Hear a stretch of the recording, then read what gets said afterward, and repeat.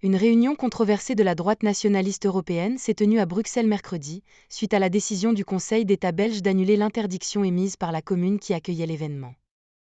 Rebondissement à Bruxelles.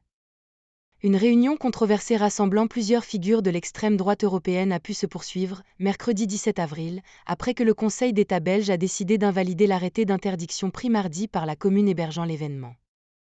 Le Britannique Nigel Farage, champion du Brexit, le polémiste français Éric Zemmour, le Premier ministre hongrois Viktor Orban.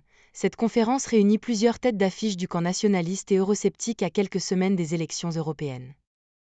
L'interdiction décidée par le bourgmestre de la commune bruxelloise de Saint-Josse, l'élu socialiste Emir Kir, avait été dénoncée par plusieurs chefs de gouvernement européens comme une atteinte à la liberté d'expression et de réunion. Mercredi matin, le Conseil d'État belge, la plus haute juridiction administrative du pays, a décidé de suspendre cet arrêté, ciblé mardi par un recours des organisateurs de la National Conservatism Conference, NATCON. Dans son arrêt, il a estimé que le droit constitutionnel de se réunir pacifiquement avait été ignoré par le bourgmestre. Ce dernier a motivé essentiellement son arrêté en mettant en avant les risques de troubles de l'ordre public causés par les manifestations d'opposants pouvant conduire à de graves affrontements, a rappelé la juridiction. Protéger les personnes qui entendent exercer leur droit à se réunir. Mais en pareil cas, il convient de prendre des mesures pour contenir les manifestations sur la voie publique plutôt que d'interdire une réunion privée. L'autorité doit au moins s'efforcer de protéger les personnes qui entendent exercer leur droit à se réunir, inscrit dans la Constitution, a ajouté le Conseil d'État.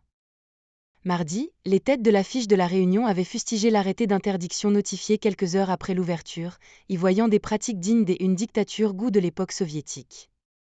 Éric Zemmour, qui s'était vu barrer l'accès au lieu de la conférence mardi après-midi par un cordon de police, a pu y rentrer mercredi matin tout sourire devant les caméras.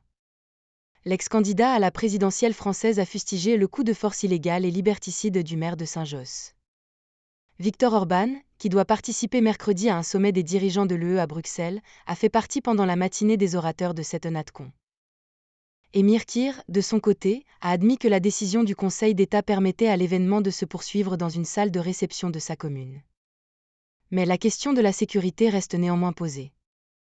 J'ai pris mes responsabilités en tant que bourgmestre pour prévenir tout débordement, a souligné l'élu sur les réseaux sociaux. Avec AFP.